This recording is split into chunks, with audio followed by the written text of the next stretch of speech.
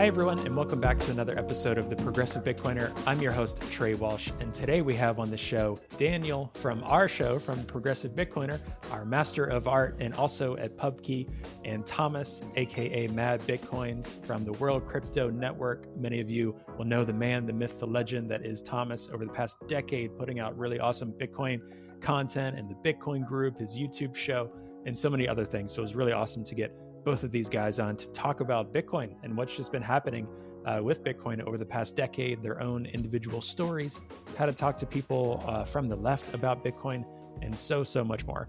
This was such a fun conversation and really hope to do it again soon with these guys. So thank you so much, Daniel and Thomas, for coming on the show. And for those listening, thank you for being here, for listening. I want to mention, because I haven't mentioned this too much before, but it'd be a huge help if you're watching on YouTube, if you could subscribe to our channel, hit the like button, leave us a comment, interact with the pod. We would love that. And wherever you're listening to the pod, if you could give us a rating on that app, that would be really great as well, and help us share the podcast to more and more people that we really want to hear our episodes and this message that Bitcoin is for everyone. Yes, including if you're progressive or from the left, regardless of what Elizabeth Warren is saying about Bitcoin. So thank you all for being here. Really appreciate any support and helping us get the word out about our show. And in addition to that, if you have any feedback at all, you can always reach me at hello@progressivebitcoiner.com, and be sure to check out our Substack as well. That is in the show notes, but you can check out our Substack at progressivebitcoiner.substack.com, where you can get episodes of our podcast delivered right to your inbox every week, as well as a free weekly newsletter there. All right, I will let you all get to the awesome conversation I had with Daniel and Thomas now, and we will see you again next week.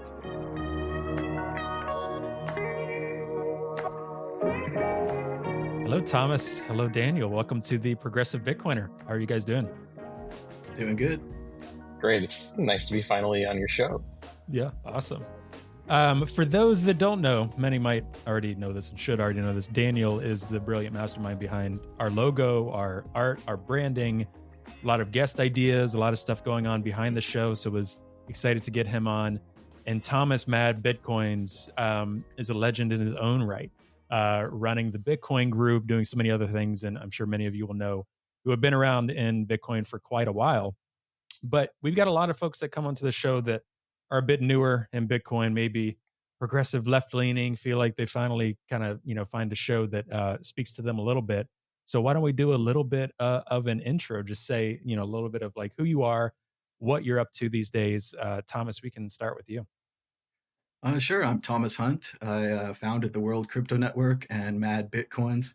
Back in 2013, there weren't really a lot of YouTubes or anyone talking about Bitcoin. It was mainly the Bitcoin channel and Let's Talk Bitcoin.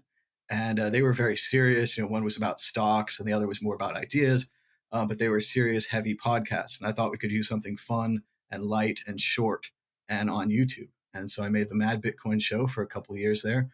Made about 600 episodes over 2 years.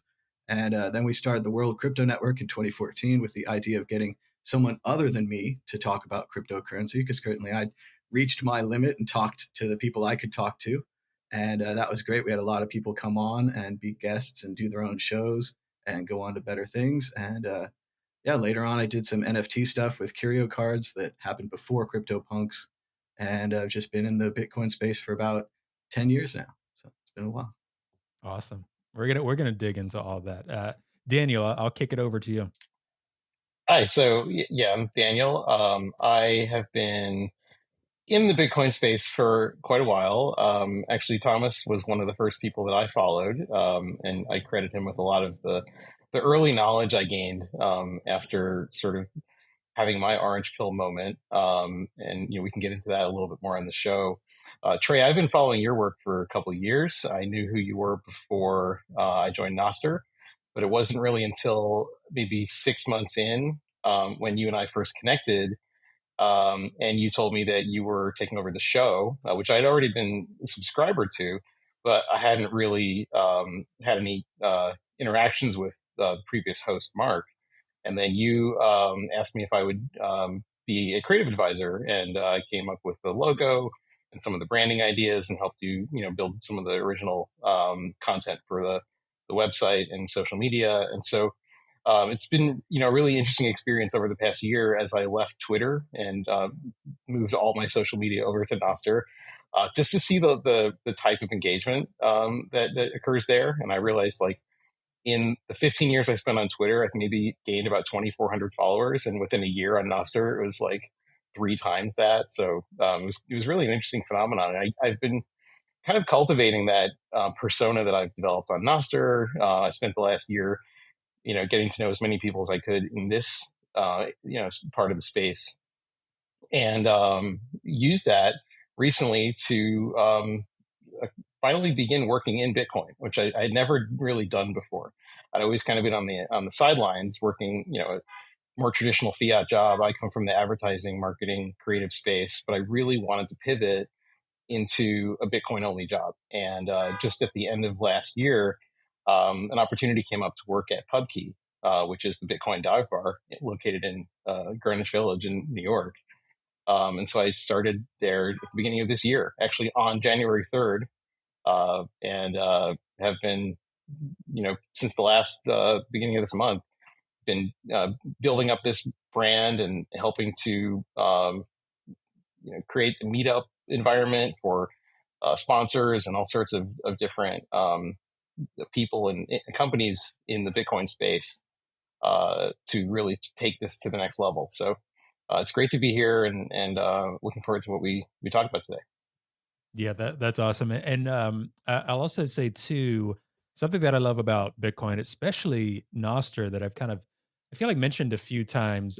There's so much going on with Bitcoin, the thing, companies, this and that. But some of the people you meet, like it's kind of crazy, Daniel, to think like, okay, I think I like message you one day because you were posting some content about branding or about something. I liked something you had put out. And when I got into the show and met with Mark and decided to take over as host, I was like, okay, if I do take over, I want to elevate things a little bit. I want to put more into it. And I was like, I can't do all of that. I've got some ideas and things like that, but I don't have these technical backgrounds, these art backgrounds. And I don't want it to fizzle out. I want to bring some legitimacy to it. And I sent you a message about like a logo idea and just a thought. And it was like 2 hours. I forget how much time went by. It was so fast that you whipped around a logo. And I know everyone has different ideas about creative process and thoughts. And Thomas, you've probably felt the same way just doing some of this, but sometimes it happens instantly. Sometimes people go back and forth on logo ideas. And I'm sure, Daniel, you can mention this from your professional career as well. But it was like a couple hours. You sent over a logo idea and the thought behind it. And I was like, honestly, no edits. Brilliant. Like it was fantastic. It was like I sent you some sats. I was like, wow, you should be commissioned for this. And I was like unemployed at the time. And I'm like, here's some sats. Like, thank you. This like it means so much. Um, but it's just brilliant and carried on from there. And then you were like, let's do episode cards. Let's do this. So like folks, that are into Bitcoin and into Nostr, the people that you'll find in this space that are just interested in doing cool stuff because we want to have fun. We're really interested in this space and doing more that we're passionate about. You'll find some of the most passionate people. And I couldn't be more happy for you, Daniel, too, to actually have this be like more a part of your life now at PubKey doing awesome stuff, continuing to work on the show with me, all of it. So just, kudos to you. It's been an incredible journey for you watching all this unfold. Yeah, thank you. Yeah, it's funny. Some logos I've worked on, I've spent weeks on. Sometimes, like, just go back and forth with the client, or the idea isn't quite there, or it's too hard of a concept to get across. For some reason, this one, it's not that I hadn't been thinking about it for a while, but I didn't have the idea for the brand mark, the logo, until the moment you and I talked. And so sometimes it's just, you just get the spark of the best idea right at the beginning. It doesn't always happen. The creative process is something where, you might just have to, noodle on it for a while.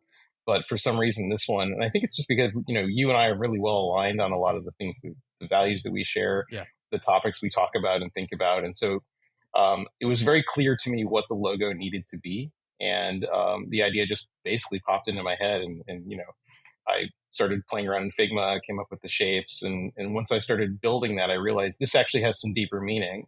And that's part of the process, is like, you don't always know what it's going to be until you're done. It's like the story of like taking a piece of marble and, sculpting it out, and the original form was always there. You just had to remove all the parts that you didn't need, and it's like that sometimes with the creative process. And so, yeah, I'm really happy with the way it turned out, and I think it elevates the brand into a place it needs to be. The original design, I mean, there was no real design for the logo up until that point on the old podcast, and so I felt that it wasn't really able to reach an audience that would understand the thought process behind the podcast and the things that we talk about, unless it had something that really felt professional and could communicate these concepts. So yeah, it's been a great ride over the last half a year or however long it's been since the podcast ran. We've had some amazing guests on, and I can see how the future of this could unfold and really bring in a lot more people into the Bitcoin space who have not been paying attention or have been dismissing it because they feel that it doesn't align to their specific political leanings or values. And I think it opens up a lot more room for conversation. Yeah, I completely agree. And I think, it's kind of a shame because I think many of us on the call, probably in one way or another, had to push through some early ideologies from people there might have been someone that was bigger in 2013 than 2019, 2020 in the Bitcoin space. But, there's some folks that were huge in Bitcoin when I was coming through, that I wouldn't align with on most of the value set, right? So I had to like push through that because I saw something in Bitcoin, and I was like, well, no, like f that, like Bitcoin's for everyone, so I'll still use it. It's okay, they can believe that or whatever. That's fine. That's not me. Some people, unfortunately, I think a lot of people won't do that due diligence. They'll just say, that's not my people, that's not my thing, whatever, and turn off without even just listening. So my hope is that people would just be like, okay, stop, just listen to us really quick, or listen to some other podcast that aligns with your value, or this show or whatever. That's my hope. Now, Thomas, I wanted to kick this over to you. Thinking about, these type of things and getting into what you did, what was some of the motivation for you first starting everything that you've been working on? And was there a similar sense for you?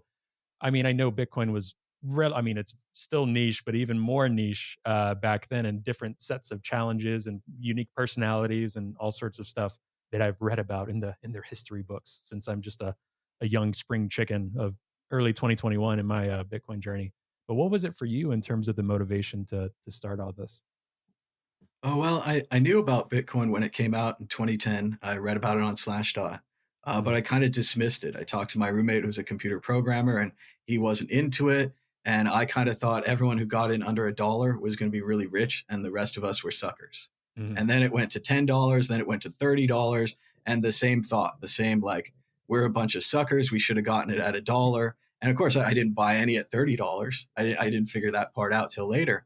Around 2013, they had this incident in Cyprus where there was a bunch of foreign drug money allegedly in the banks. mm, So the Cyprus government needed money. So they said, okay, banks, everybody who has over $100,000 in the bank, you get 10% haircut right off the top.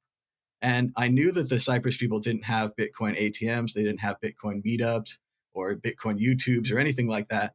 But I thought, as like a thought experiment, what if the Cyprus people had this Bitcoin and they could have moved their money into there, and not just the dirty drug money, but also people that are trying to buy a house, people that just got their bonus or something. They have a large amount in their account for some reason.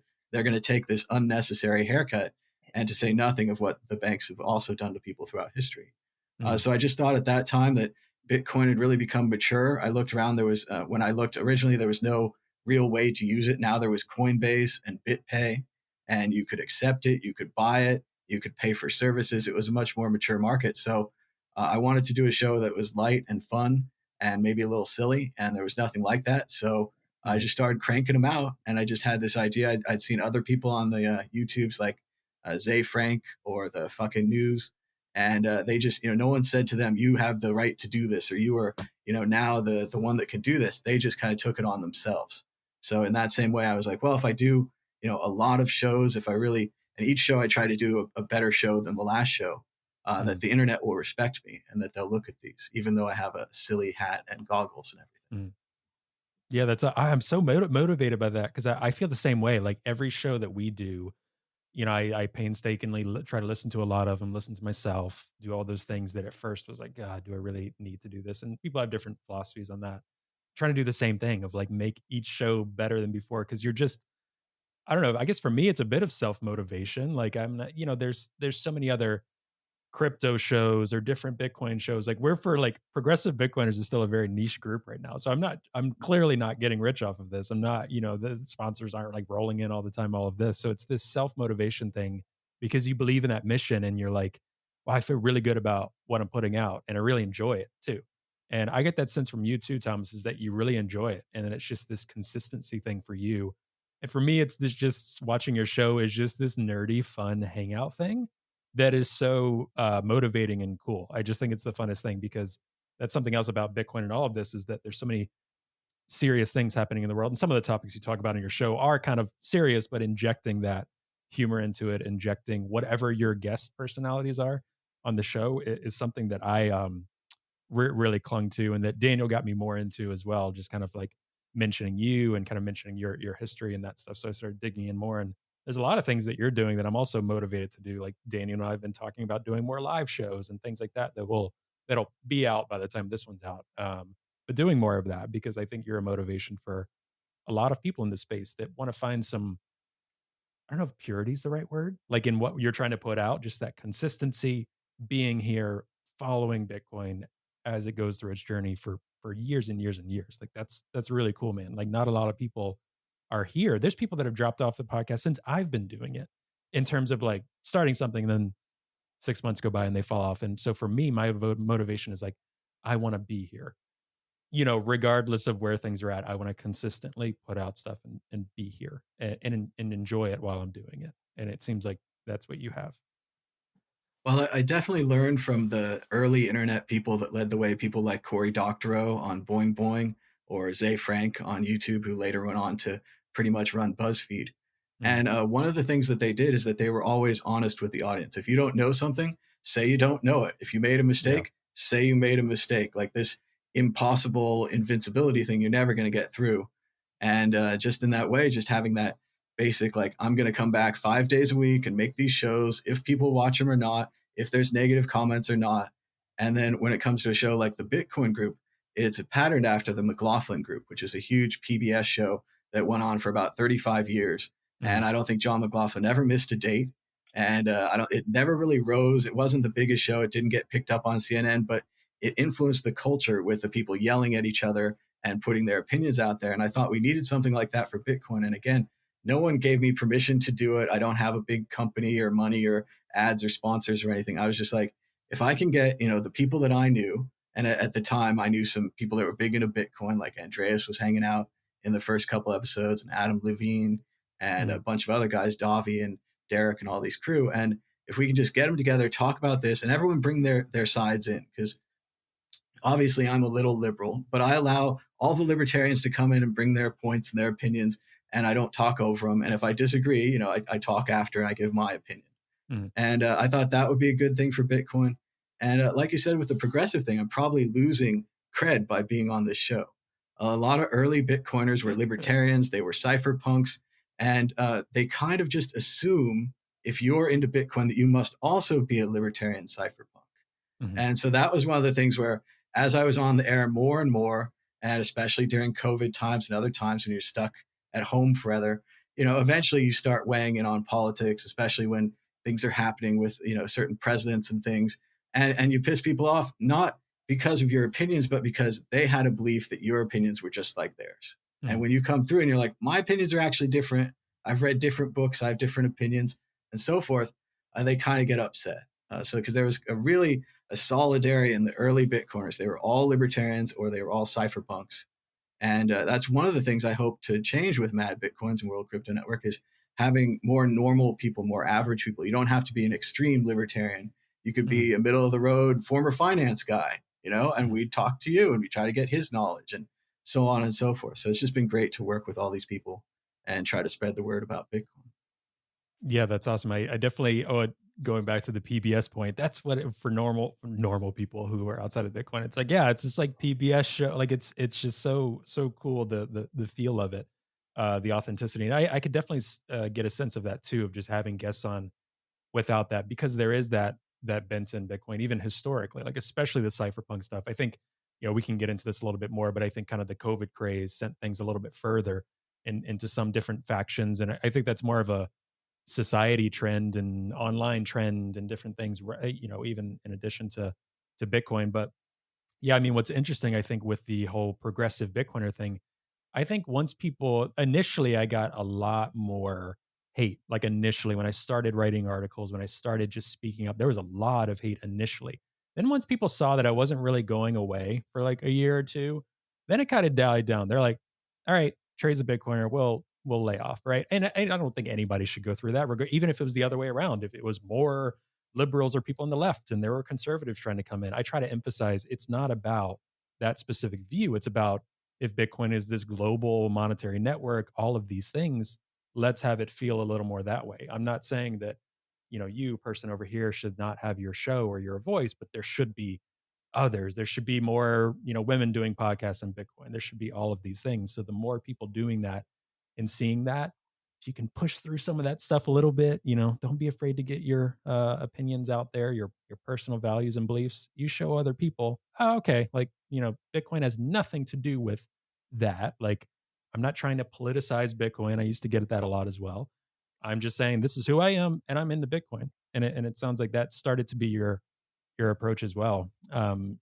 Thomas, real quick too on that point, did you feel like you started off that way, or did you feel like you got more comfortable over time trying to figure out, okay, I'm gonna not interject, but some issues are gonna come up or some things in the news and this and that, and I'm gonna start saying some of my more liberal or mainstream opinions on the show? Well, one of the great things about the Mad Bitcoin show is that I would write like a script. So I would write out a Mm, script and I'd read it out loud and I'd rewrite it and I'd read it out loud and I'd rewrite it. And one of the things I quickly learned is anything I put in that script, that crazy Mad Bitcoins character would read aloud. mm, So I could put a whole aside if I want to talk about the Federal Reserve, or I could put a whole thing about Greek tragedy or drama in there. And there was really kind of nowhere that I couldn't go with this character because I assumed everyone thought I was an idiot. And so they all mm. think I'm an idiot. So now I'm free to say anything I want. Yeah. Anything, because it's that moron with the glasses. I also thought that was kind of a protection against financial advice. I'm not a stock market guy. I don't have any Mm, magical opinions, and I didn't want to be taken credit or blame for people's portfolios because I didn't know how this thing is going to work out. I had my theories, right? But if people put their money in, they lose their money. I didn't want to take the fall for that. So, but it is interesting when they say, how can you be a progressive in Bitcoin? How can you be liberal or these things? And I think of it more about Bitcoin's inevitability, that Bitcoin is mm, this better form of money. It's software money. And I previously was, a small minor underground part in like the software revolutions where the MP3 came out and like changed our world. Napster, BitTorrent came out, mm, changed our world. Video streaming, all these kind of things where suddenly we had access to the movies, to the media. We could edit them. We could make new movies. We could do all kinds of things. And in the same way, when I see Bitcoin, I see it as inevitable. So I think if you're a progressive and you look at Bitcoin, you're like, well, what if we have a tornado? We're not going to be able to print money for disaster relief. We're going to mm, have to really collect that money. Bruce Springsteen's have to go out there 5 nights a week, whatever it is, get that money because you can't print it anymore. I think of this more of a thought exercise that one has to adapt to mm. rather than as a reactionary where it's like, how can we shut down Bitcoin? How can we put it back in its box? Or seeing all the negative sides, like it's only for drug money or it's only for criminals or that kind of thing. And I thought with having a general Mad Bitcoins character and then maybe more liberal on the World Crypto Network, but as it keeps going, and then of course I don't know how much into politics you want to get because it's so horrible. But obviously, It we've is. had an attempted coup in this country, which I predicted on my show hundreds of days before the attempted coup, Mm, because it just seemed like the man had no other options. And even now, in the way that he's running for like destroy the country or elect me type thing, mm. there's just not a lot of room for people or anything else in there. But that's a much bigger issue. This episode of The Progressive Bitcoiner is brought to you by Zeus. Zeus is a self custodial Bitcoin wallet for Android and iOS. The app features a built in Lightning node that allows you to take full control of how you make payments on chain and on Lightning. You can easily onboard to the Lightning network and let Zeus's Lightning service provider, Olympus, do all the heavy lifting for you. Or you can get more hands on and curate your own Lightning channels with whoever you transact with most. Zeus has best in class privacy and allows you to have great peace of mind when sending and receiving Lightning payments. Not only does the Zeus team not want to know how you're using your money, but they're building things in a way that they can't know. There's also a first of its kind Lightning address that will allow you to receive payments 24/7 to your mobile wallet self-custodially. This is a great solution for a range of people. For those who just want to have the technical ability to set up their own infrastructure, to nomads and dissidents that need to accept donations on the move. Other Lightning wallets don't give the users this level of control. In fact, many of them operate more like bank accounts that can be revoked and ultimately lead to you losing your money. With Zeus, you're in full control of your private keys and therefore can start to take full control of your financial destiny. To learn more and to learn where to download, head to ZeusLN.com. You know, when people have said, how can you be progressive and be in Bitcoin? You can make the case, like, how can you be a Republican and be into Bitcoin? How can you be a conservative and be into Bitcoin? How, sure. I mean, can't say, how can you be a cypherpunk into Bitcoin? Okay. No, yes, cypherpunks are in Bitcoin, obviously. But there's so many articulations where the whole point for me with Bitcoin was for me, it was kind of the actualization of Occupy, right? It's like, we're not relying on banks to do this. We're not asking for permission. We're not relying on governments to do good, because oftentimes they don't under both political parties. And many times progressives should be incentivized, I would think. And I use this case all the time. If Donald Trump is in office and wielding like relenting power and willing to shut down bank access to Planned Parenthood and to other things like that, that's a pretty compelling case for Bitcoin. That's a pretty compelling progressive case for Bitcoin. You can make compelling conservative cases for Bitcoin. Like, I completely agree with you that I think Bitcoin is inevitable. I think there are many things that will help adoption and help these things. But to say, oh, so and so can't be into Bitcoin because of some value set is very, very short sighted. And usually is just what I hear on Twitter echo chambers, honestly. In the real world, when you sit down with someone and you do what we're doing, you can have some pretty good conversation about it. Daniel, I want to kick over to you in terms of thinking through these things. It's really funny, like chronologically, I think you're right in the middle of Thomas and I in terms of our timeline in like Bitcoin. So coming into Bitcoin for you, was there any sense of, I guess what was part of your motivation for getting into Bitcoin, seeing it? I think most people are probably, you're eyeing it, you're seeing what's happening. Did you feel any of that cultural component? Did you feel that political edge, any of that early on in your time when you were coming into Bitcoin and thinking through these things? I think it's hard to not feel that way. And that everyone kind of takes the journey themselves and has to sort of reflect on their own reasons why they felt that Bitcoin was something that really appealed to them. And I was not someone who had any experience in trading. I didn't know what Bitcoin was for the longest time, and it took a while for me to really grasp it and understand its utility. But I also lived in New York during the time of the Occupy Wall Street movement and the years prior when there was a lot of financial calamity. And I saw what happened to people and to their lives and how people had lost everything, their homes, their jobs, their futures were really just put into peril. And in many cases, were never able to recover from that. And so to see that happen and then to see no repercussions for the people who caused those problems, it was really kind of an eye opener. And at the time, I'd been working in marketing, and I worked for an ad agency, and one of our clients was a large bank in America that was possibly involved in some of the things that went on during that time. And it was just too much for me to handle. I couldn't really live with myself having a job like that, creating ads for products that were hurting people, that were causing people to over leverage their homes or to take out massive loans against their futures to go to college. It just didn't make any sense. And so I had to leave that and find something else to do. And, I found, for several years I was, semi-employed. I had freelance work and I was kind of looking for ways to kind of rebuild my career. Found myself in a tech company, doing creative work, UX design and advertising. We had a little trading group in our office. And again, I had no experience with trading. So it's like, where do you even begin? And so we all started thinking about like, well, we should probably get some penny stocks and see what happens there. And it just happened to be like, it was probably around the time that, Thomas started getting into Bitcoin. I was like, well, I see that the marijuana industry is heating up. because we're about to legalize weed in Colorado and Washington State.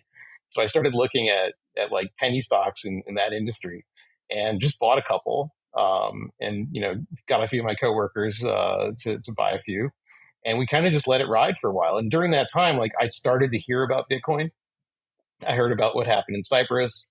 I heard about WikiLeaks and how they'd been using it to get around the financial controls that the credit card companies had put on them.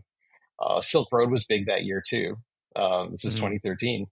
And so the word Bitcoin kept cropping up in my feeds. But again, I still didn't know what it was, how it was used. It just, everyone always has that reaction, oh, it's money for nerds.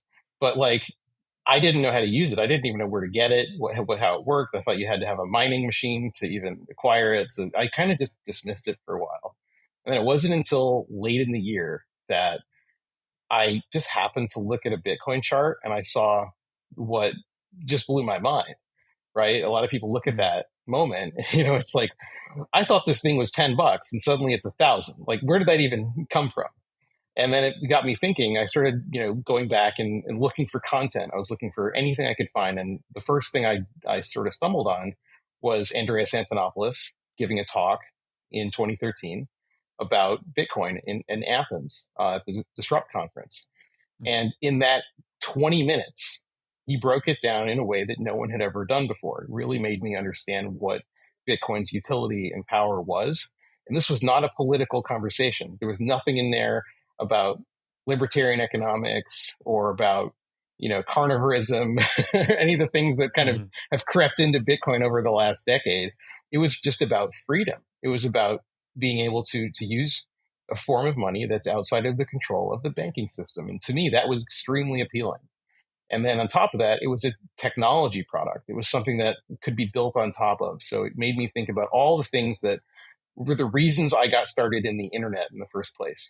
I was around during the BBS era in the late 80s and early 90s. I first discovered a web browser, and I'm like realizing I can communicate with people in different countries in real time. And this was like so interesting to me, but the technology hadn't developed enough yet. There wasn't streaming video. There was no Amazon. There was no Google. It was hard to find things. Like, browsers barely worked. I taught myself HTML in a weekend and started building my own websites. And I was maybe the first person in my college class that ever built a website. And so this was kind of like the same thing for me. I was like, well, Bitcoin is still, very young in its evolution. It had only been around for a few years.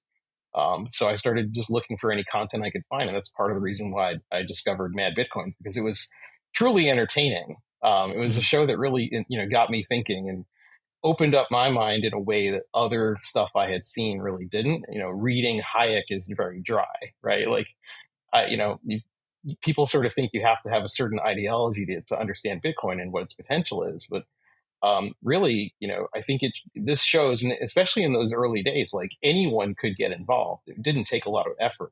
At the time, you could just create a wallet, and most people went to Coinbase, or some people were unfortunate and got onto Mt. Gox. But you could acquire Bitcoin at fairly easily. It might take a few days to get approved on one of these exchanges, but it wasn't that hard to get. It wasn't that hard to use. And this is way before the Lightning Network. People were just making on-chain transactions, and I'm learning how to do self-custody using paper wallets. Like, all the original kind of ideas that got me excited about Bitcoin were the technology and the ease of use. And then it became, something like, I was the one that everyone came to with questions. I started talking about it probably too much, endlessly at work. And then, a few people, I think, got interested in it as well. And a lot of people kind of ignored it. And the ones who paid attention early on are the ones who are appreciative today that I told them what it was and helped them kind of learn how to get started. And I realized that education is such an important aspect of this. Like, I wish someone had been there to kind of teach me this stuff. I had to learn it on my own. But I was relying on the little bit of content that there was online to really help me and guide me through that process. And it's what I think gave me the conviction to continue, even while markets were crashing, even while there was, the block size war and all sorts of, very difficult moments when Bitcoin could have been co-opted, could have been, potentially taken down. And to see that it had that resilience, the ability to always come back again and again, and build stronger. And it takes a few years, and it takes the ability to understand that these things don't happen overnight. Like people sometimes get into Bitcoin and then they get into crypto because they want to get rich quick scheme. They think they're just going to make a lot of money, and they realize, I think, often that that's not what this is all about. Some people Mhm. do get lucky and strike it rich, but for most people, it's a journey. It's something that takes a lot of time and effort to understand, and to have have someone have really good content out there to teach people what they could do to avoid all of the pitfalls is incredibly important. So for me, like, I started my journey as a learner and became an educator, and try to teach people ways that they can use Bitcoin that are not just about making money. It's really about making the technology work for you, and in Mhm. whatever aspect of that technology is most appealing. And it's completely independent from the politics for me. Yeah, I would completely agree with that. And I'm curious for both of you, because I think a lot of in your stories and things that you've been working on is about pushing forward Bitcoin adoption. So I'm curious what your thoughts are. This is a quote that Eric, who we just released the pod this week of that this week of the time of recording, focusing on eCash and eNets. But one of the things that he said is his view as like a designer and UX designer in Bitcoin is like, Bitcoin, like basically Bitcoin works best if more people use it. So I'm curious both of your thoughts on that. Like, how would you react or internalize that thought that, Bitcoin works best if more people use it? And, does that come with trade-offs for you? Like, how do you think through that? Thomas, I'll kick that over to you. Well, it's been pretty difficult trying to convince people to use Bitcoin. So I think it's going to take a lot like price swings or market swings or easy to use web pages, all of those things that we always talk about. But I think again that it's just kind of inevitable that much like the MP3 just destroyed the music industry and streaming video changed the movie industry, I think that the Bitcoin will change the finance industry. So like Dan was saying, Andreas used to talk about banking the unbanked and people Mhm. in developing countries and people that might not even have great technology and didn't go through like the cycle like we did. They didn't have phone lines and then internet lines and then desktop computers and laptops. They skipped right ahead to tablets and cell phones, Mhm. but they could use this new money.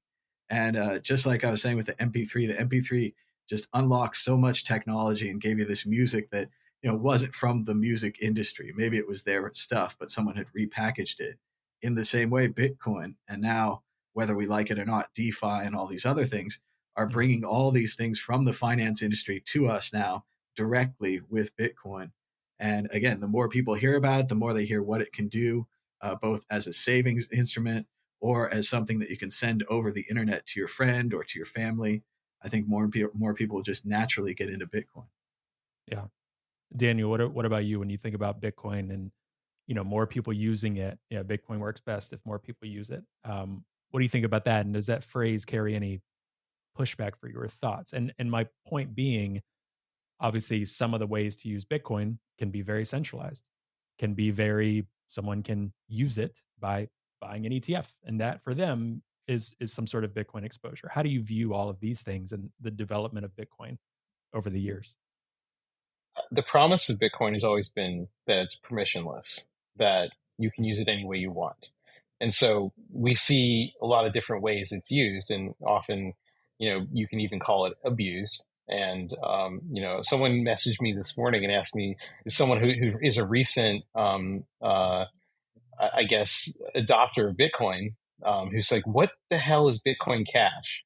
And like, I'm Uh, thinking to myself, well, so wow, this is going to be quite a journey for yeah, you where do I to begin? understand that. So but I quickly wrote back and I said, well, I know what your next book's going to be. You should probably read the Block Size War. Mhm. But yeah, I think when you come into this landscape and all you see is an exchange with like all these logos on it, like what's this? This cool coin does this and this does that, and people sort of look at Bitcoin as just like part of this crypto world, and it's all like a casino to them. And it takes time to really understand like what Bitcoin is and why it's different and why it's an independent entity from any of these other things that exist, that have been either come along after it to try to capitalize on its popularity or to improve it in some way. And there's lots of people who have ideas who show up to Bitcoin and suddenly they're building their own coin because they think it's the next Bitcoin. So there's that sort of difficult process to get over. And then I think in general, just people around the world, like most people are not like super politically attuned, and they don't have like strong views Mhm. on every topic, especially Yeah. like extremist left or extremist right.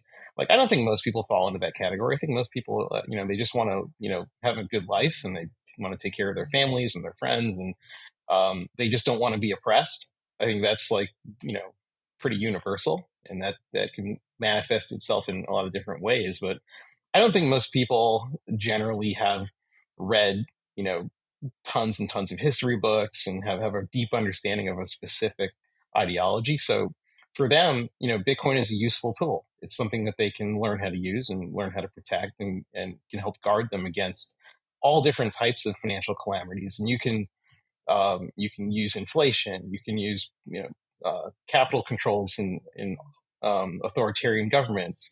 There's lots of different things you can think about. Like in the United States, how we have this policy where the police can just steal your cash if they pull you over on the side of the road. Mhm. Civil forfeiture like that. There are all sorts of ways that you can use Bitcoin, um, and they're not all politically the same. And so I think that for every person, they have their own reasons why it's useful to them, and we should welcome that and we should encourage its use. And I think eCash is really interesting. I've just been learning about that over the past couple of years, and starting to use it now that it's the tools are getting easier. I didn't have any idea what it was 4 or 5 years ago, and now I'm actually able to use it. And so to see these things progress in such a quick fashion, and to be able to build things on top of that and see and talk to the developers and learn how they are sort of thinking about this stuff and how it could potentially be useful down the road. I think that's just fascinating. And so I welcome that, that more people are coming in and learning how to use it. Maybe at some point, not everyone will know they're using Bitcoin. If Bitcoin Yeah. succeeds, it will probably be the underpinnings of a financial, set of products that people use that may still look like money they have today. It may still look like their local currencies, but Mhm. Bitcoin can be the rails on which the money moves more efficiently. Like I've been trying to transfer like money from my old 401k into an IRA, and it's taken a month. Like it Mhm. shouldn't take a month to move to like get a check written and deposit it, but it's beginning of this month I submitted that order and it still hasn't completed yet. And so, Yeah. there's something wrong with the system that we have now. It doesn't work. It doesn't work for the time that we're in. Maybe it worked 25 years ago, but there's been so little innovation in financial markets because they don't see the need, because they're very happy with the systems running the way they do. And you've got like software that's written 30, 40 years ago that hasn't been updated, that's still the basis of what banks are built on.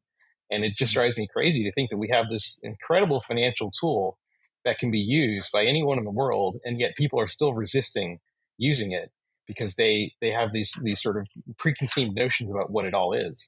And so I want to be able to change that in some way that I can. Yeah. While you were talking about that, I thought of like one thing that, I mean, there's a lot of things already this year, and it's just at the time of this recording, still end of January, almost February, is, something like Bitwise, one of these ETF issuers, donating 10% of their gross profits, whatever form of profits, to like different Bitcoin developers and open sats and Human Rights Foundation. I did not have that on my bingo card. Like I have this visual of like people like Matt Odell walking into a room full of suits and they're like, here's your money. Like that's it's funny, but it's great. Like that is what you were saying. Like it in large ways it is here, a lot of these Wall Street types, but Bitcoin at its core is still cypherpunks. We're still like, it's still fuck you money. Like, we're still here. And that hasn't compromised in terms of Bitcoin. Like people and companies can compromise all these things, but in terms of Bitcoin, so just the fact that like Bitwise is donating some of their one of these ETF issuers, their profits to Bitcoin core development, basically, and Bitcoin only companies through things like OpenSats is brilliant. It's the Trojan horse that we've all been thinking about. And I think the tale of this year and the tale of next year, and one of the earliest visualizations I had in 2021 was many people were posting it, but Alex Gladstein, that picture of the Trojan horse, right? Like no matter what, Bitcoin will be the Trojan horse for any group, for greed, for governments that they're into Bitcoin, but it's also going to liberate their people. For Wall Street, well, it's also going to bring better products that are better owned and managed by people that will give, a couple in retirement more money for their family. Like whatever way, it is the ultimate Trojan horse. And I think for me, that was probably one of the bigger things personally, because worldwide, I was like, okay, human rights, I can see this. I'm motivated by these things. But personally, I was like, Bitcoin is going to always be a Trojan horse for something. And we don't know the future. Thomas, I'm close to your camp. I have some qualms about the inevitability type thing, but I mean, so far it sure seems that way. But Bitcoin is always a Trojan horse, and it's brilliant. It excites me so much. Thomas, in terms of the Trojan horse thought, and me, when you think of the inevitability of Bitcoin that you've mentioned many times already on this podcast, is there anything that worries you about some of that? I mean, you're an educator, a content creator, putting out things that you're hoping that Bitcoin adoption grows and things like that. Is there anything that you're worried about in terms of this inevitability course of Bitcoin, or things that could stand in its way or slow it down a bit in terms of adoption? Well, most of the things that we thought would happen have happened. So things like the Yeah. Silk Road getting shut down, Binance getting shut down, CZ being kicked out. The market's been cleaning itself up a lot lately, getting ready for Mm, Bitcoin to go mainstream. So I think in that way, we've fended off a lot of opponents. Like Daniel said, the block size war. These mm, companies came in, said they wanted to double the size of the Bitcoin blocks. It turns out that you can't just do that from the top. You can't just legislate that because you're important big companies. mhm. So Yeah. those have been tough times for Bitcoin. Obviously, China banning Bitcoin, China unbanning Bitcoin. This is the kind of thing that's always on our radar. It's always going to happen. Things like FTX are a surprise. No one I knew even invested in that thing. Mm, For it to get so big and then to blow up so badly, that was a surprise. But it's the usual things that you can see out there. It used to be in the first couple of years, you could worry about maybe the United States or China building enough machines to take over Bitcoin and 51%ing it and really, getting into it. But now the hash rate's so large, the amount of money necessary to buy all the coins is so vast. Not that many things can damage Bitcoin. But I do think, like you said, we're going to go through a dark period where a lot of early people, and especially libertarians who have believed in Bitcoin so long, start to not recognize it. And we were mm, talking about this on my show, how if your favorite band goes mainstream, it's the mm. same songs, it's the same band, but you don't like them as much because a million, 10 million other people like them now. Yeah. And I think for Bitcoin, all the finance people kind of bending over backwards, discovering things that we learned a decade ago, they're excited about it now as if they've just learned it yesterday. So a lot of people coming to Bitcoin and have like an ownership on it. They're like, this is my thing now. And I think the finance people very much think it's their thing now. Yeah. That's interesting. That's such a good analogy. It's an obvious one that I guess I hadn't thought of, but that's absolutely the case. For me as a progressive, and again, all of these labels and things, we all have our different views and identities and values. But as a progressive, in the sense of like, okay, hearing someone like Larry Fink, not a crazy fan of Larry Fink, not a crazy fan of BlackRock, and I think most Bitcoiners are probably in that camp. We're not really reliant or crazy fans of these banks, but Larry Fink praising Bitcoin. That for me was like, "Ugh, I don't like seeing that."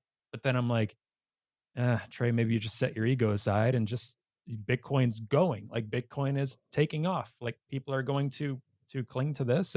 But I always knew that. Like in the back of my head, I always thought and knew, okay, these people motivated by greed are also going to utilize Bitcoin and hold Bitcoin and all of these things and market it and create these products. So yeah, it's these type of things that are hard for me to swallow sometimes. So I totally get that band analogy.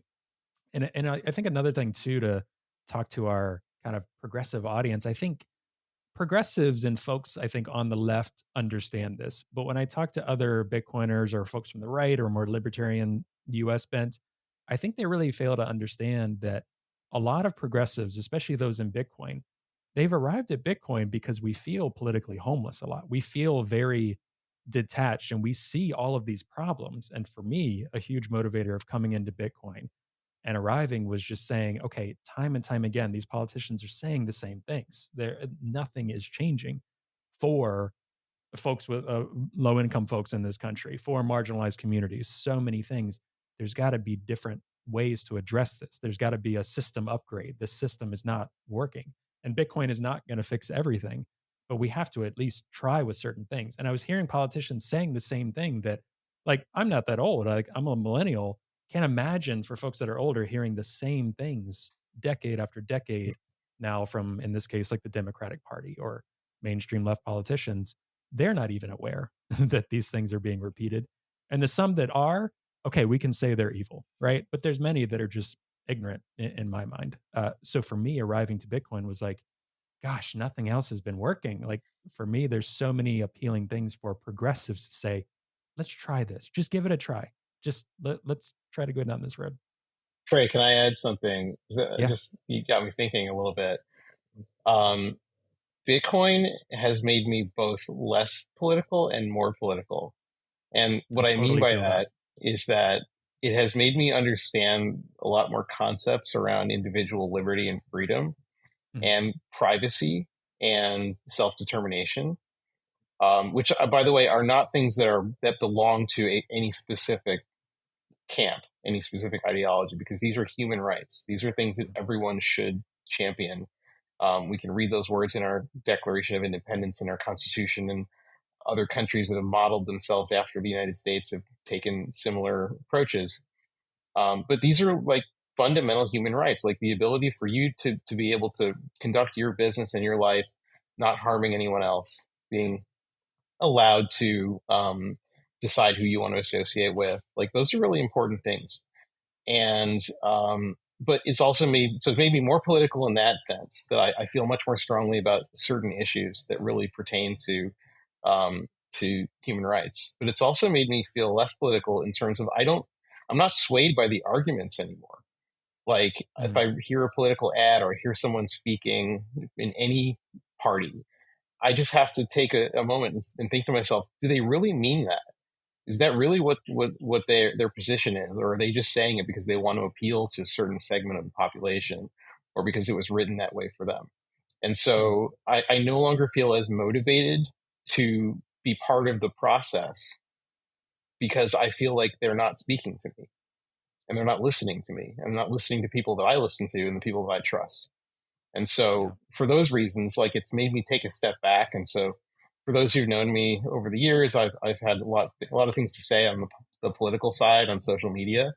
And over the past year, I've said very little Mhm. because to me now, it means so much less in the context of Bitcoin and what I think the opportunity and the the possibility of being able to build a world that's more fair for everyone without necessarily having to have uh, people in power make those sorts of decisions that can really harm your life and restrict you from doing things that are not wrong. They could just be, declared wrong because the government decides that that's something they don't want to allow.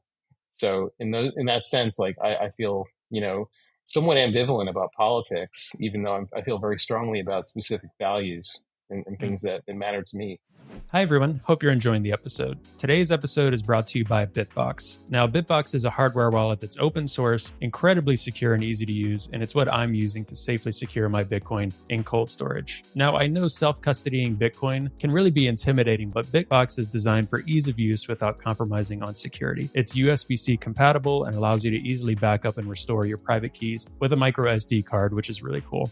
Now, you can purchase the BitBox using the promo code TPB at the link found in the show notes for 5% off your purchase. And I really want to thank BitBox for their support of the podcast, and I'm really excited about this new partnership. All right, I'll let you get back to the episode now. Yeah, I think you're speaking for the majority of people. So many of my friends, something will be mentioned, and it'll just be, I just can't think about it here. Like I think people are so turned off in so many ways. We've been saying this for a while, but over and over, and my feeling, and everyone would have their own individual story with this. My feeling is that it's because people are seeing nothing change, right, in so many different ways, or in my opinion, the US government is getting a little bit more crafty about things they're up to, whether it's inflation targets or whether things aren't actually going up that much or things have come down, but they won't say it's never going back down to where it was. Or the way we're funding wars, there's a lot more sneaky ways they're actually using these instruments rather than congressional approval. And so many different topics of just the same old stuff. So people are detaching from a political process. They're focusing maybe a bit more in an ideal world in their local community or family and things like this. And again, even as I'm saying this, my brain is going into what is a left position, what is a right. Like that is so unhealthy. That is so crazy to think of. But people say focus on your family and local government. Sometimes that could be considered a right wing concept. It just drives me nuts from different people. But people are removing, they're detached. That's not a good thing. So back to your point, I do feel a bit more of like to engage in the political process. There's a lot of groups in Bitcoin and some other causes I think about that I think are really smart with how they engage with politics by basically saying, hey, you guys aren't doing this right. This will help you. Your system is so broken. We're going to go ahead and do this. I like engaging with those types of people. With Thomas, over to you in terms of politics and political leanings and things like that. Do you feel similarly, or do you have any difference in terms of what Daniel's saying in terms of being still invested in politics? You mentioned, our favorite president, Donald Trump, things like that. How was that? You've obviously been in Bitcoin for quite a while, and before Donald Trump was a serious candidate and president. How do you view those things in light of Bitcoin and all these other things? Well, I do think, like Daniel was alluding to, that our politics has changed over the last 40 or 50 years. In the 50s or 60s, America had a positive view of the future. We were going to go to Mhm. space, we were going to have flying cars, all that kind of futurism, 2001, A Space Odyssey, stuff like that. That's where we're going. And unfortunately, I think we lost that. I think the new politicians are mainly selling us fear, fear of the economy, fear of terrorism, fear of immigrants, fear of other people changes, society changing, all those kind of things. And I think Bitcoin returns to this positive view of the future. And again, Mhm. I'm a techno futurist here or whatever, so I'm going to take that, on the chin. My friend's going to attack me for not being realistic, but as far as things that could save us and large scale global warming, people disagreeing, people fighting with each other, I still think technology is the thing that can save us. And I think technology keeps getting better. As we went through MP3s, we freed the music. MP4, we freed the videos. Now we're freeing the financial system. So to me, it's just part of the same story of every few years I find some new technology. And obviously I didn't make any money off MP3s, no money off music or videos. I just Mhm. enjoy the music and videos when they come. But with Bitcoin, you do have a chance to make money off it. And one of the big things I think for progressives, and especially if you go to kind of an environmentalist society where we want to conserve, not consume, well, you're right up in Bitcoin there, because Bitcoin teaches you to conserve, because Mhm. Bitcoin keeps going up in value. I mean, I bought $10 for dinner 10 years ago. It's worth $1,000 now. Like, I should have ate at home, right? I should have saved money, not go to Starbucks, which is very much, we're talking progressive environmentalist lines, like doing less stuff, saving more money. That's Bitcoin. And it changes us not from left to right, maybe to capitalist, socialist, where we come into these new problems, things like universal basic income. What are we going to do with all these people when the robots and the AI have all the jobs? Mhm. And these kind of things, to which I think, even if a techno futuristic, you have to look at the future and try to think of a better solution, rather than this look at the future, say it's negative, get very insular, do this whole 1920s isolationism thing again, which is hilarious, having it time up almost to 100 years exactly since the last time we did this. But yeah, Mhm. it was wrong then, it's wrong now, and it'll be proven wrong. And it's just unfortunate we have to go through this again.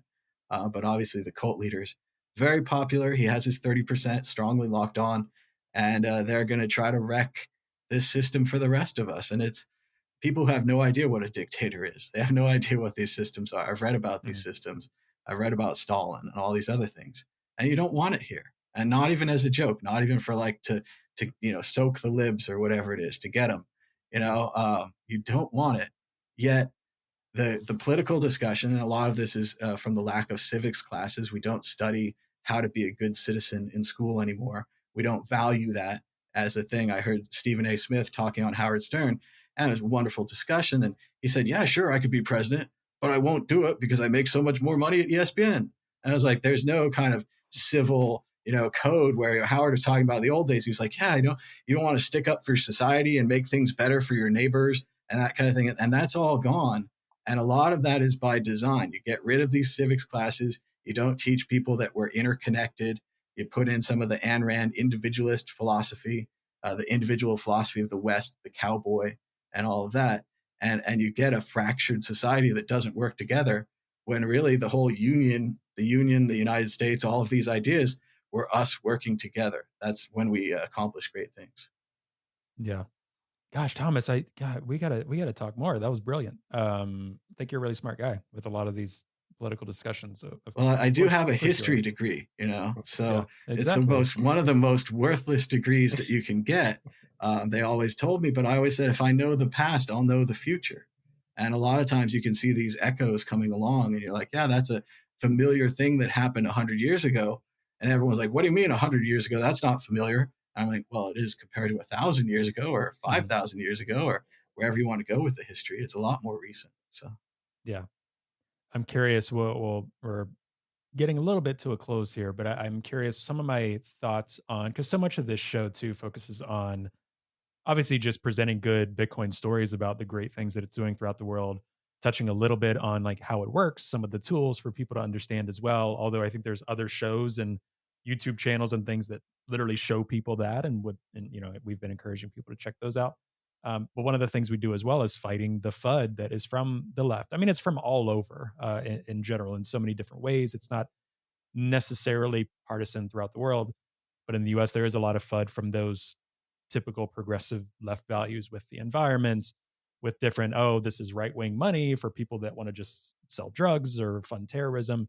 That's largely from the left. And one of the things that I've noticed back to my point of I feel progressives are feeling more hopeless, more politically homeless. I used to do a lot of work with, I've been in nonprofits my whole career and do a lot of work with youth and young adults. And obviously, the mental health concerns over the past several years are, I'll say from my personal experience, but also data is very, very, very real. I think it's across the board, but especially with young people, there's hopelessness, there's despair, there's climate crisis talk that I personally believe in. But I think some of the ways we fanned the flames of saying your world is gone in 5 years has created despair amongst young people, especially from the left that really care. Like their heart is in the right place, but so many people are just in despair. So when something like Bitcoin is presented, someone who is in despair, who is in poor mental health for very good reasons, will cling to this fear mongering that's being presented in my mind. So I'm curious how you all think about that in terms of FUD in general from the left, like given that place that we're at, not even on a specific topic, just several things. So how do you think about FUD from the left with Bitcoin, and how do we go about addressing that as we continuously try to do better and better each week here at the Progressive Bitcoiner? And Daniel, I'll kick that over to you first.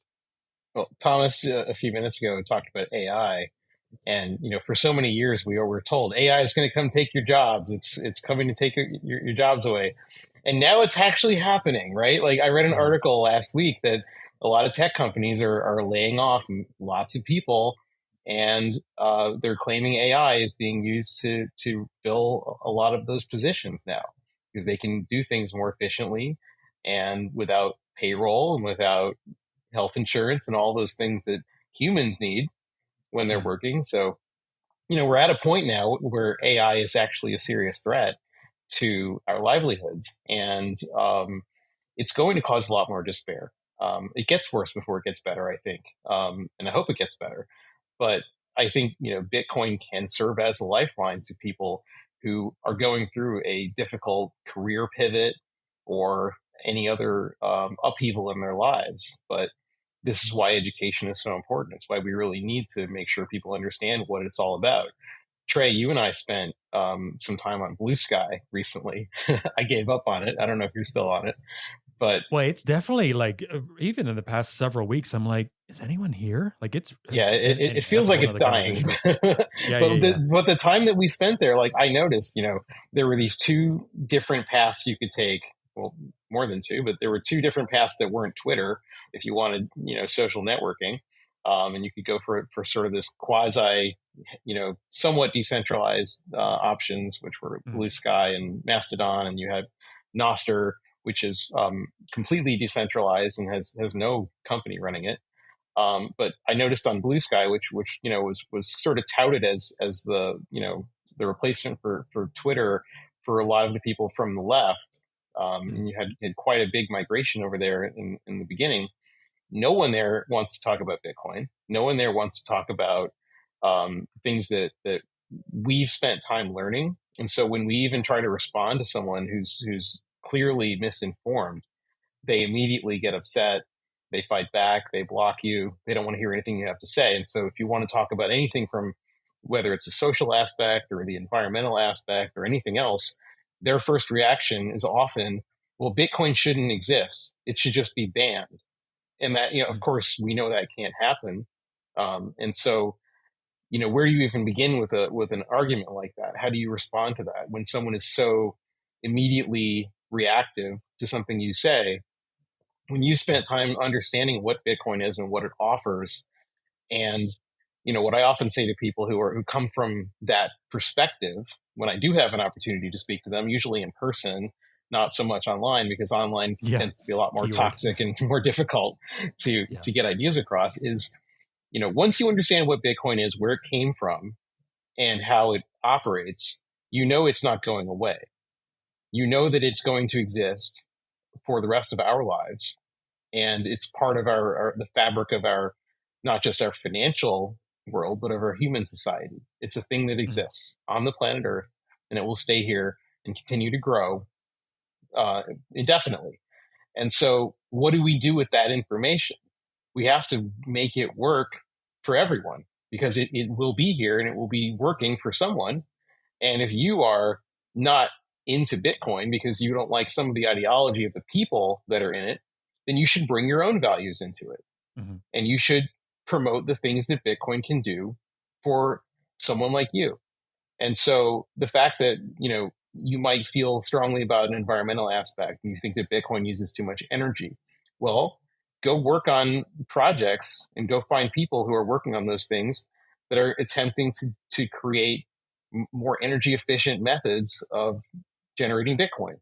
And then you'll start to learn that, Bitcoin actually has environmental benefits because it helps to bootstrap renewable energy projects. Oh, I didn't know that. Well, then you take the next step. And it also can provide financial lifelines for people who live outside the banking system, who've been abused by their governments, who've been sidelined and marginalized. And so the more you understand it, that's the thing, is you have to have the willingness to go down that rabbit hole and to be open to those ideas. And if you start with a closed mind and you don't want to hear what other people have to say because you feel that it's against all of the things that you believe in, then you will never come to that understanding that a lot of us have come to. And so for someone like me who came up from the Bernie camp, I was following him around for quite a bit of time during, after Occupy Wall Street, and a lot of the politicians who were very vehemently against the banks and claimed to be for the people. And then to see a lot of those politicians abandon the things that they originally talked about and are now siding with the banks and doing things that I think are harming people, it makes you realize that there is no single political environment that everyone can operate in. And the same thing can be said for on the right wing. At the end of the Trump administration, the first one and hopefully the last one, we saw his own Secretary of the Treasury try to push through a bill, a policy at the Treasury that would have made it very difficult for people to use Bitcoin in self-custody. Yeah. And so Basically the I same bill don't we're think, seeing today. Yeah. yeah, it's basically the basis of what now we're seeing with Elizabeth Warren, Mhm. where, and she's someone that I supported quite a bit back in those days.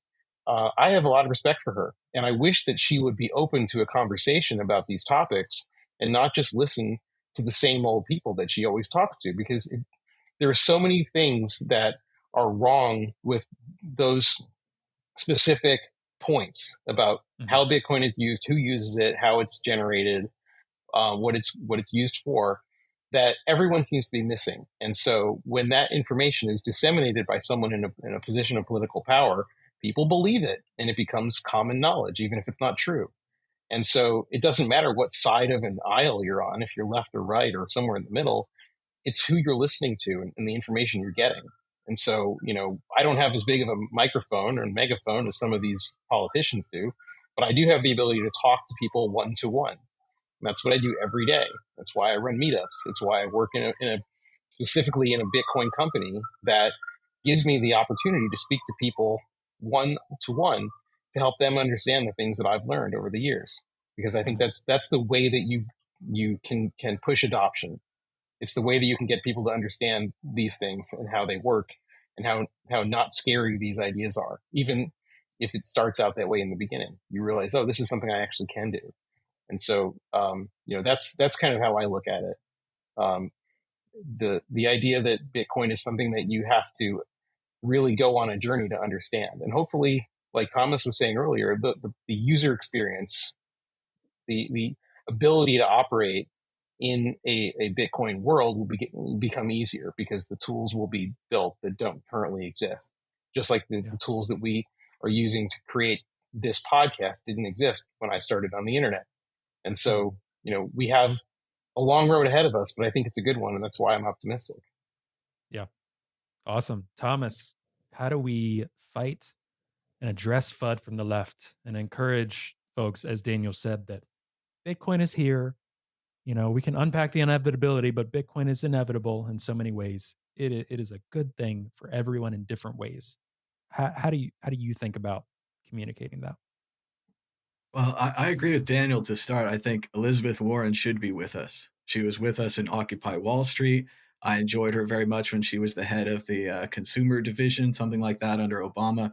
Then she became a senator, and I've always been impressed with her until recently. She's Mhm. saying some crazy things about Bitcoin, a lot of them quoting from a single source, that Wall Street Journal article that said Bitcoin was for terrorists. And remember, the Wall Street Journal was also purchased by Fox News. So that's the Fox Street Journal, Yeah. not what it was 20 or 30 years ago. So I don't know how we debate these people.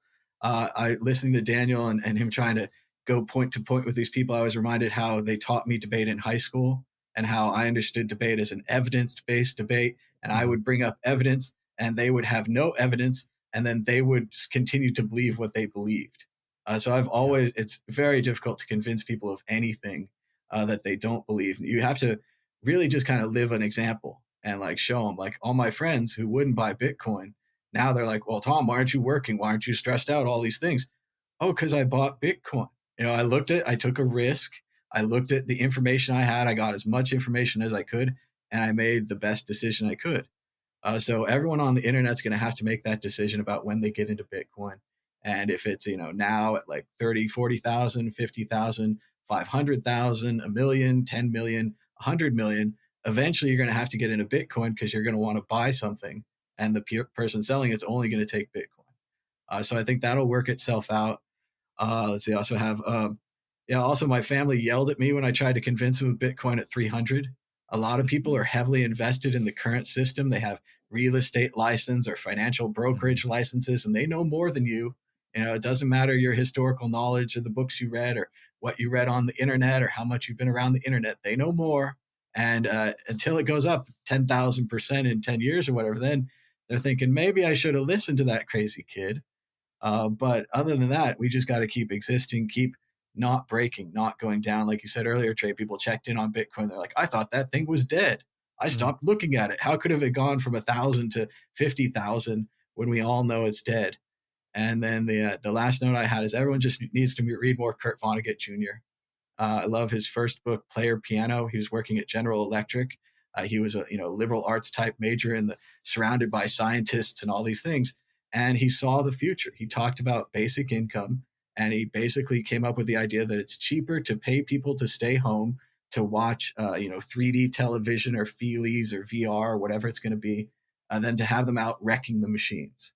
Because yes, we can get machines that fix the machines, but it's just a waste of the time if you're going to be out wrecking them. And the current crop of people seems a lot like Idiocracy, which used to be a comedy, but now is a documentary. And they're going to come up against this. The environmental thing is going to come to them. The Bitcoin thing is going to come to them. And it doesn't matter if you believe it or not, inevitable things are going to happen to you. So they'll just have to wait. And we just need to set a good example as Bitcoiners and be welcoming when they come in. We've always said with the block size war, we'd welcome back Roger Ver. We'd welcome back any of those people. We also welcome all these new people. And it's okay if they've said bad things about Bitcoin for 10 years and maybe even written books and published topics about it. There's always a chance for them to look at it again and say, oh, maybe that is a good thing. Maybe that is a positive, not having the governments control money printing, not having an uncapped supply of money, having it be limited and scarce, focusing on savings and not having disposable products, not having fast fashion and wrecking the world with our garbage, but actually being more like, no, we need to save and conserve. And, this book is good enough for now, and I'll just get another book next week, that kind of thing. Yeah. Oh, this was a brilliant conversation that made me just want to, hang out, go to PubKey and hang out and keep talking offline. But really appreciate you both jumping on. Really appreciate you both for what you do in the space, Daniel for the pod and for things. I mean, you're like I posted this on Noster, like a local legend on Noster, and we'll keep growing and doing amazing things with PubKey. And Thomas, you're a legend in Bitcoin. I just imagine like a book where there's so many different personalities and it's little mini bios, and I'd like to see Mad Bitcoins is one of those little bios with your goggles and the hat and everything. That'd be really cool. But I really appreciate you both. I was hoping on. to make a Vitalik's list the other day, but I wasn't on there. I wasn't even not a main character anymore, not even listed. Yeah. But it was fun to see old Vitalik put that list out. Well, Thomas, at least you have your own NFT, which happens to be the only NFT I ever bought just because it had your face on it. It's pretty good. It's the first portrait on the Ethereum blockchain. That's awesome. All right. Where do both of you want to send people to if they want to check out more of what, your profile, what you're working on? Where do you want to send people to, Thomas? Sure. Check out worldcryptonetwork.com. We do the Bitcoin group every Friday, and you can follow me on Twitter at MadBitcoins. Awesome. Daniel? Well, if you're in New York, you should come to PubKey. It's Bitcoin's dive bar right in Greenwich Village. We're right off West 4th Street on Washington Place. It's a great place to meet people, to hang out, go to a Bitcoin event, learn a lot. We're currently working with the Human Rights Foundation. By the time this podcast airs, we'll probably have already had our second event, which is about CBDCs. And I think it's a really important event. And I would love to have people join us for future events. We teach all sorts of things, working with different sponsors about self-custody, about ETFs, about mining, about Lightning. We had a great Lightning meetup recently with Evan from Zeus, and a lot of other people showed up to that. It's a community space, and I think community spaces are really important for Bitcoin. It's where ideas can be formed and can be disseminated. It's much better than doing it on the internet when you actually meet real people face to face. It's just such a difference. You get to understand and see different perspectives. And I'm meeting a lot of people that I've known over the past year, just who've come in from those I've met on Noster. A few months ago, I went down to Nashville. I was part of Nosterville, which was the first Noster conference held at Bitcoin Park in Nashville. Just being able to connect with people in the real world and realize, these are just normal people, but they happen to also be really interested in Bitcoin. Because a lot of people, I think, feel very isolated and lonely. They don't know who to talk to. Their family doesn't want to listen to them. Their friends don't want to listen to them. So you want to go to a place where people actually understand the things you talk about. So PubKey is, it's I've only been working here for about a month, but it already feels like home.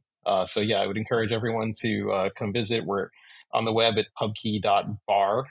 And then if you're on Noster, come find me. have a conversation. If you haven't tried Nostr and you're still existing on old dinosaur social networks like Twitter, give it a try. I've been trying to get Thomas to spend a little more time on it. Hopefully he'll begin to post more. It takes a little effort to get up and running, but we're there because we don't want to be censored, and we don't like the way that things have been going on centralized social media. I think it's taking society to a bad place, and this is an opportunity to reinvent things in a better world of decentralization and freedom. And so I would encourage more people to begin to explore what Nostr has to offer. So look for me. I'm the Daniel. You can find me on there pretty much anywhere. Awesome. And in the show notes, if people are kind of trying to keep track, we'll have all this in the show notes. Thank you both so much. And thank you, Thomas, too. I'll give you a shout for having us on your show the other day. That was super fun, being on your show. So appreciate that. And we'll have to do this again soon. Thanks so much, guys. Thank you. Thanks.